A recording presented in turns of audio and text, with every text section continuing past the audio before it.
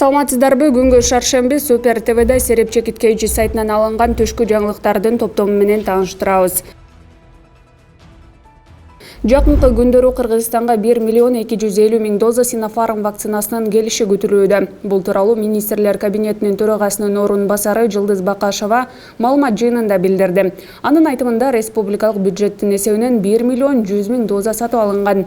150 000-ин Кытай тарап бекер берген. Ушул эле өлчөмдө ушул эле вакцинанын кошумча партиясын сатып алуу маселеси дагы иштелип жатат.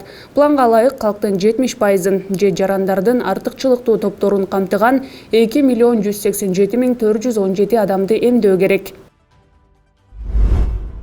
Акыркы сутка ичинде өлкө боюнча 1198 адамдан коронавирус аныкталды. Бул тууралуу Саламаттыкты сактоо министрлигинен кабарлашты. Аймактарга алып карасак, Бишкекте 717, Ошто 60, Чүй облусунда 142, Ош облусунда 75, Талас облусунда 4, Нарын облусунда 20, Ысык Көл облусунда 39, Жалал Абад облусунда 53, Баткен облусунда 88 кишиден илдет аныкталды. Ошентип өткөн жылдын март айынан бери коронавирус катталгандардын жалпы саны 134 501 адамга жетти. Соңку суткада 9 киши оорудан каза болду. Каза болгондордун 4-өө Бишкек шаарында, 2-өө Чүйдө, Баткенде 2, Жалал Абадта 1 өлүм катталды. Өткөн жылдын март айынан бери өлкөдө катталган илдеттен көз жумгандардын саны 2063 адамды түздү. Жогорку кеңештин төрагасы Талант Мамытов бүгүн 7-июлда жумушка чыкты. Ал жыйынга катышып жатат.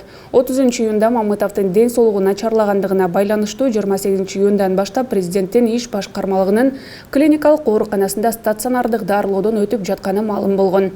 Мындан тышкары жогорку кеңештин аппаратынын жалпы 13 кызматкеринде, анын ичинде төраганын кабылдамасында иштегендердин арасында коронавирус илдети аныкталган. Алар менен байланышта болгон жалпы 36 кызматкер оорунун алдын алуу жана жайылтпоо максатында аралыктан иштөө режимине өткөрүлгөн. Парламент Кыргыз жараны Орхан Инандынын Түркиянын атайын кызматы тарабынан уурдалгандыгы боюнча маалымат угууну сунуш кылды. Бүгүнкү жыйында бир нече депутаттар сунуш киргизишти. Алар белгилегендей, жогорку кеңеш коомчулукта резонанс жараткан ишке реакция кылышы керек. Депутат Дастан Бекешевдин айтымында УКМК өзүнүн түздөн-түз милдеттерин аткарбай жатат. Биздин контр чалгындоо кайда? Же УКМК депутаттарды жана чиновниктерди кармоо менен гана элекпи? УКМКнын негизги милдеттери чалгындоо жана тыңчылыкка каршы аракеттер, деди ал. Депутаттар түштөн кийин Сапат эл аралык билим берүү мекемесинин президенти Орхан Инандынын уурдалышы боюнча укук коргоо органдарынын маалыматын угууну көздөп жатышат. Элит Хаус курулуш компаниясынын башкы директору Тимур Файзиев эч жака кетпөө тилкаты менен бошотулду. Бул тууралуу 1-май райондук сотунан билдиришти. Маалыматка караганда, аскер прокурорунун улук жардамчысы анын бөгөт чарасын өзгөртүү өтүнүчү менен кайрылган. Соттун 6-июлдагы чечими менен арыз канааттандырылган.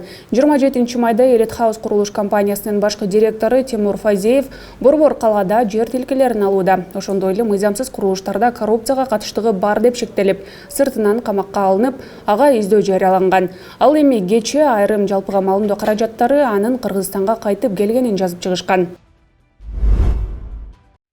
Адвокат Шердор Абдыкапаров айтып чыккан Чүй облусундагы 13 жаштагы кызды жейдеси тарабынан зордуктоо фактысы жөнүндө билдирүүсү Кылмыш жаза кодексинин 164-беренеси менен катталган. Бул тууралуу Чүй облустук ички иштер башкармалыгынын басма сөз кызматынан билдиришти. Маалыматка караганда, укук коргоо кызматкерлери шектүүнү кармап суракка алуу үчүн Кемин райондук ички иштер башкармалыгына алып барышкан. Ошондой эле тергөө үчүн жабырлануучуну дагы суракка алуу керек. Бирок зордуктоо фактысы боюнча арыз жазган адвокат Шердор Абдыкапаров тергөөчү чакырганда баруудан качып, ага ишенбөөчүлүк көрсөтүп жана ишти Чүй облустук ички иштер башкармалыгына өткөрүп берүүнү талап кылып жатканын билдиришти. Тергөө иштеринин жүрүшүндө жашы жете элек кыз суракка алына элек. Кемин райондук ички иштер бөлүмүнүн тергөөчүсү соттук медициналык экспертиза дайындоо жөнүндө чечим чыгарган. Тергөө кызматы жабырлануучу менен күбөлөрдүн келишин камсыз кылуу тапшырмасын берген. Эске сала кетсек, кечээ 6-июлда адвокат Шердор Абдыкапаров 62 жаштагы жездеси 13 жаштагы балдызын зордуктап жүргөнүн айтып чыккан.